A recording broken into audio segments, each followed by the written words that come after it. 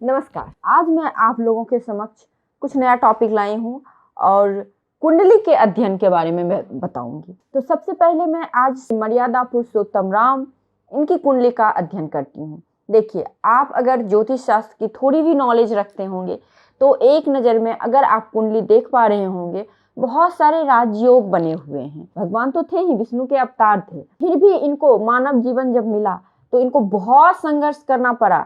तो इसीलिए बोलते हैं, एक दो कमेंट भी आती है मुझे कि ज्योतिष में फिर भी कैसे प्रॉब्लम हो गया। भगवान श्री राम खुद नहीं ग्रहों के दशा महादशा से बच पाए तो इंसान कैसे बच पाएगा। सीधे टॉपिक पे हम लोग आते हैं। भगवान की कुंडली का तो अध्ययन कोई कर ही नहीं सकता है, लेकिन श्री राम जी की कुंडली का अध्ययन मैं करने का प्रयास कर रही हूँ, कोशिश कर रही हूँ आप लोगों तक पहुंचाने का। कैसे एक ये पुरुष से पुरुषोत्तम राम बने। पुरुषों में जो सबसे उत्तम होता है उसे ही हम लोग पुरुषोत्तम बोलते हैं। तो इनके कुंडली में क्या कुछ है, तो सबसे पहले देखिए, श्री राम जी का जन्म आपको पुष्य नक्षत्र में हुआ था।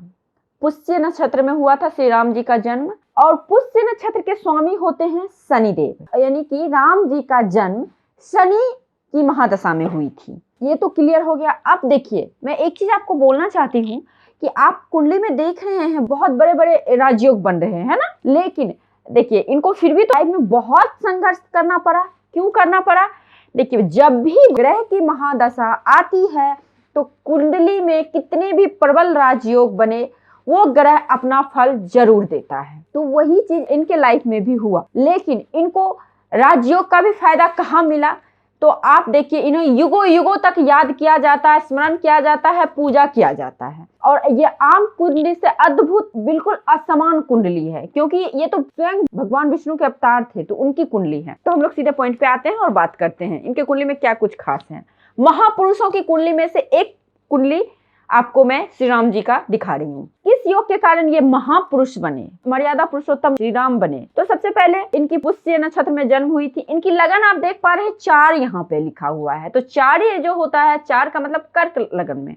इनकी जन्म कर्क लगन में हुई। राम जी और कृष्ण जी 2 ही ऐसे अवतार थे जो कि 16 कलाओं से परिपूर्ण थे। तो आपको देखिए, सबसे पहले तो पंच महापुरुष योग का निर्माण हो रहा है एक नजर में। कैसे? बृहस्पति उच्च का है, शनि उच्च का है, मंगल उच्च का है, सूर्य उच्च का है, शुक्र उच्च का है। तो यहीं पे आपको पंच महापुरुष योग का निर्माण हो रहा है, एक राजयोग। अब देखिए, आपको यहाँ पे चंद्र लगन की कुंडली है और चंद्र राशि भी है इनकी बनती है। श्री राम जी की कुंडली भी चंद्र लगन की है और राशि भी इनकी चंद्र बन रही है। बृहस्पति 4 नंबर की राशि यानी कि कर्क राशि में उच्च का होता है और चंद्र स्वयं की राशि में है। और मैं राजयोग के बारे में बताऊंगी 1 बाय 1। अब देखिए, यहाँ पे शनि जो है ये भी आपका उच्च का है। मंगल भी यहाँ उच्च का है, मकर राशि में उच्च का होता है। सूर्य मेष राशि में उच्च का होता है और शुक्र गुरु में उच्च का होता है। अब देखिए इनकी कुंडली की राहु और केतु की स्थिति। राहु 6 नंबर पराक्रम के भाव में बैठा हुआ है, जो कि अद्भुत पराक्रमी बनाया इन्हें।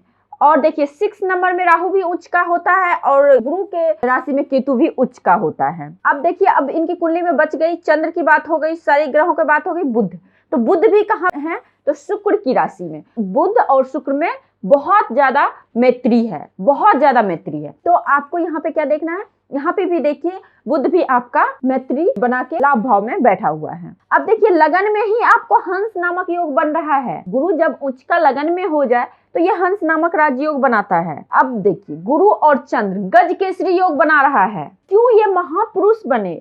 क्यों इनको अभी तक पूजा जा रहा है? इन्हें युगों युगों तक याद रखा गया और रखा जा रहा है और रखा जाएगा। ये कारण मैं बताती हूँ, और मैं ये भी कारण साथ ही साथ बताऊंगी कि इन्हें अपने पत्नी से वियोग, राजगद्दी होते होते इन्हें नहीं प्राप्त हुआ, वनवास का योग क्यों बना, सारा कुछ मैं डिटेल आपको समझाने की कोशिश कर रही हूँ। ये हो गया। अब शनि की स्थिति, तो ये भी सस नामक राजयोग बना रहा है। शनि अगर आपके उच्च का हो जाए तो सस नामक योग बनता है, तो सस नामक योग बना रहा है।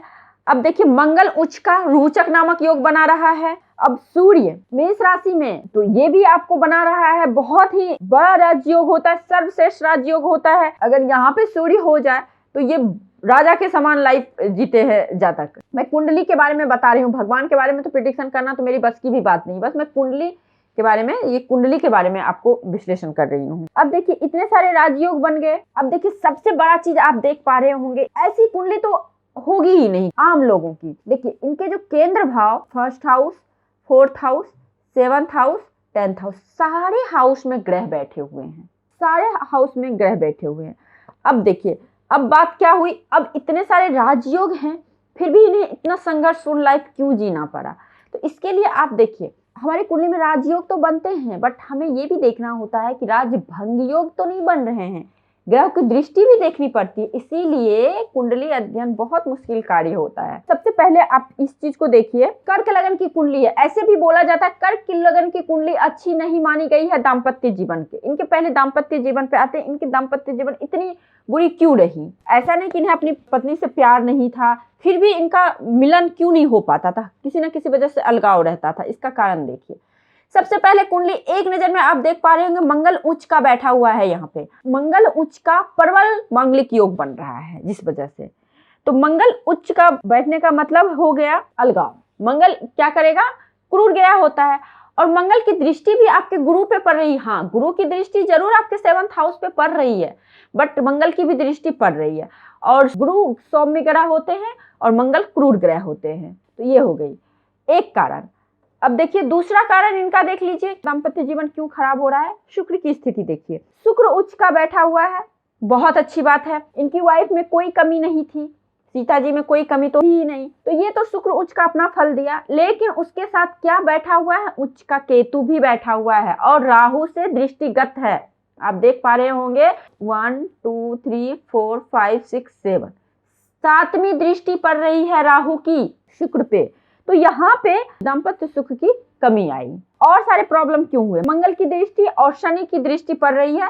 देखिए एक तो चंद्र आपकी 4 नंबर है, यानी कि चंद्र और गुरु दोनों सौम्य ग्रह होते हैं, बहुत ही अच्छे ग्रह बोले जाते हैं। और इन पे दृष्टि किन ग्रहों की पड़ रही है, जो कि इन्हें राज्य अभिषेक होते होते इनको रह गया, इनको वनवास जाना पड़ा। क्योंकि इनके कुंडली में जितनी बड़े राजयोग बन रहे हैं ना, उतनी ही प्रबल मात्रा में इनके राज भंग योग भी बन रहे हैं। और दशाएं बहुत मैटर करती है, दशाएं भी कर्क लगन के लिए मैं बताऊंगी किस दशा में इनको किस तरह से प्रॉब्लम हुआ। अब देखिए इनकी जो गुरु और चंद्र पे शनि की दृष्टि पड़ रही है, कौन सी दृष्टि पड़ रही है, तो ये भी आप देख लीजिए 10वीं दृष्टि पड़ रही है, और मंगल की 7वीं दृष्टि पड़ रही है, जो कि इन्हें राज्याभिषेक होते होते इनका रह गया, इनको वनवास जाना पड़ा। उसके बाद देखिए शनि की महादशा में आप जब श्री रामचंद्र जी के बारे में आप जानते होंगे कि इनका जैसे पुष्य नक्षत्र में जन्म हुआ, तो पुष्य नक्षत्र में जब जन्म हुआ, इनके स्वामी शनिदेव थे। तो शनिदेव के महादशा में इनकी जन्म हुई, तो बचपन तो इनकी ठीक ठाक रही। उसके बाद फिर इनकी बुध की महादशा आई। बुध की महादशा आई तो बुध की महादशा चंद्र और बुध में, जैसा कि हम लोग सब जानते हैं कि बहुत ज्यादा दुश्मन मानता है चंद्रमा को, तो इस वजह से बुध की महादशा में इन्हें बन जाना पड़ा, इन्हें राजगद्दी होते होते रह गई, इन्हें राजगद्दी प्राप्त नहीं हुई। उसके बाद केतु के महादशा में भी प्रॉब्लम बहुत ज्यादा हुई। उसी टाइम सीता जी का अपहरण हुआ, मतलब जितना भी चीज हुआ, तो ये सब चीज हुआ। तो इसीलिए ग्रहों का बहुत बड़ा रोल अदा होता है। आप लोग बोलते हैं मुझे कि मेरे कुंडली में बहुत सारे राजयोग हैं, उसका फल क्यों नहीं मिल रहा है या फिर कब मिलेगा। तो ग्रह की दशा, राजयोग तो है, वो तो अपना फल डेफिनेटली देगा, लेकिन ग्रहों की महादशा भी बहुत मैटर करती है। अगर आपके कुंडली में लगन के अकॉर्डिंग ग्रह की महादशा चल रही है तो आपको अच्छे फल मिलेंगे। अगर आपके कुंडली में लगन के अकॉर्डिंग महादशा नहीं चल रही है, तो कितने भी ग्रह उच्च के हो, कितने भी बड़े राजयोग हैं, तो आपको संघर्ष लाइफ में करना ही पड़ेगा। और इन्हीं की कुंडली को देख के, इन्हीं के लाइफ के संघर्ष को देख के हम लोग मोटिवेट होते हैं। जब भगवान संघर्ष से नहीं बच पाए, वो तो चाहते तो आसानी से रावण का वध कर सकते थे, वो तो चाहते तो बहुत कुछ कर सकते थे, लेकिन वो भी नहीं बच पाए। वो भी एक समय के अकॉर्डिंग, एक मर्यादा के साथ हर कार्य को किए। तो उसी प्रकार हम लोग को भी थोड़ा पेशेंस रखना चाहिए। जब ग्रहों की महादशा चलती है तो प्रॉब्लम जरूर आती है, उससे हमें निकलना चाहिए। तो आई थिंक आप लोगों को ये वीडियो अच्छी लगी होगी, आप लोगों को समझ में आई होगी। मैंने श्री रामचंद्र जी का कुंडली अध्ययन करने का कोशिश की। अगर आपको ये वीडियो अच्छी लगी है तो लाइक कीजिए, सब्सक्राइब कीजिए और शेयर कीजिए मेरे वीडियो को। आज के लिए बस इतना ही, नमस्कार।